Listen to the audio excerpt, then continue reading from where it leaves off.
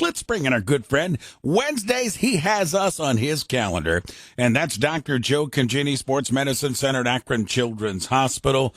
Dr. Joe, good morning, and what do you have for all of us this morning? Hey, Ray. Last week we went really common with growth plate injury and overuse injury that we see so often. This week, I've had a run on these, and these are tough, and we see these in sports medicine, and these are nerve injuries. Nerve injuries in athletes are really tricky, Ray, and they're really hard to diagnose. And I want to mention a few things about it. There's a couple of kinds of nerve injuries. One's called peripheral, where it's not coming off the spinal cord. These are nerves that are in the arms and the legs, and there's different syndromes that you see. One is called a winged scapula, which is an injury to a nerve in the back near the shoulder blade, and the shoulder blade doesn't work. One is in the wrist called carpal tunnel. A lot of pregnant moms and other athletes are aware of that. There's ulnar nerve injuries in the elbow when in pitchers and throwers where that nerve gets injured. And but one of the worst ones is called drop foot, and it sometimes happens with bad knee injuries like ACL tears and stuff. People will damage that ulnar nerve. And then we have the spinal injuries to the nerves coming off the neck or the low back where there may be a disc pinching on that nerve, and the nerve ends up getting injured or even damaged. And there's one, a brachial plexus injury we call stingers and burners that we see a lot. So I want to just tell you today, these are very tricky, and a lot of times they come in. We're obviously a specialized sports medicine center, and they've been seen by several people, and people do traditional x-rays or MRIs or CAT scans, and unfortunately you won't see these nerve injuries very frequently on those tests. So there's a series of tests and some specialists that I wanted your audience to know about today. These tests, of course, big, long, medical, fancy word, are called neurodiagnostic testing. And these neurodiagnostic testing, you might have heard of friends that get nerve conduction tests. And that is a test to see is the nerve working all the way. And we will see when we do these tests, it looks like it's working to a point, and then it stops. The nerve is blocked or not working or stretched or damaged. Or the other end of the nerve is where it innervates the muscle, and those are called EMG, electromyographic studies, and muscle studies. The muscle isn't getting the message, so it's atrophying and weaker, and people think they're muscle injuries and keep treating them as these things, and they're actually nerve injuries. So we have to be aware of these.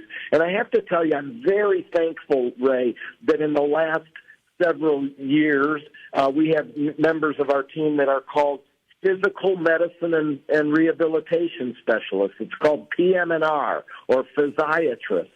And on our team at Children's, we have a team of many of these doctors, 5 or 6 of them, PM&R doctors, that help us on some of these nerve injuries, and they do the testing of the nerve conduction tests and the EMG tests to see where the nerve injuries are. They can tell us, hey, this is a minor injury to the nerve, pretty significant, moderate injury, or, hey, this is really a bad injury. This may take months for that nerve to come back.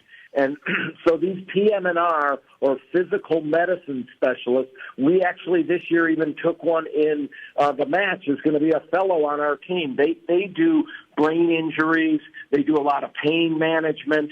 They do sports medicine, spinal cord injuries, and they do a lot of work with our special needs kids in Children's Hospital. So I wanted you to be aware of there are doctors on the team now called PM&R, physical medicine physiatrists. They've been around years, 20, 30, 40 years, but there's more and more of them around on the team. At Children's, we have many of these docs. I think at least 5 or 6 PM&R doctors that are on our team, and we're going to have one directly on our sports medicine team this year. So nerve injuries are very tricky, and I just wanted to let you know that, boy, sometimes that diagnosis isn't very obvious, and these tests and these doctors are really helpful in helping us make diagnoses on injuries to nerves. Yeah, good information, Joe. Excellent. Well done. Joe, I had one of our listeners send me a text message, and it says they have enjoyed so much our conversations over the last 20 years about Sports Medicine Center. She went on to say, I've heard you and Joe talk about so many injuries in regards to young athletes who are now performing 12 months a year. She says, and her name is Dorothy, I have a grandson who is playing baseball, and he's playing 12 months a year, throwing, pitching, and hitting. And she says, are you concerned at all, meaning you, Joe, are you concerned at all about these kids? And her grandson is 12, doing the same sport 12 months a year. And I just thought I'd throw that out there to you, Joe, as Dorothy is an avid listener and always listens to your presentation on Wednesdays. Well, I would say, first of all, Dorothy, thanks so much for the kind words. I enjoy this more than anybody, and I always tell you, you're the best interviewer in town. And so I love talking with Ray about my love and passion, which is sports medicine, particularly pediatric sports medicine. But you guys probably hear me talk a lot. 12 months a year is too many. Even at the professional level, people take at least one season of the year off.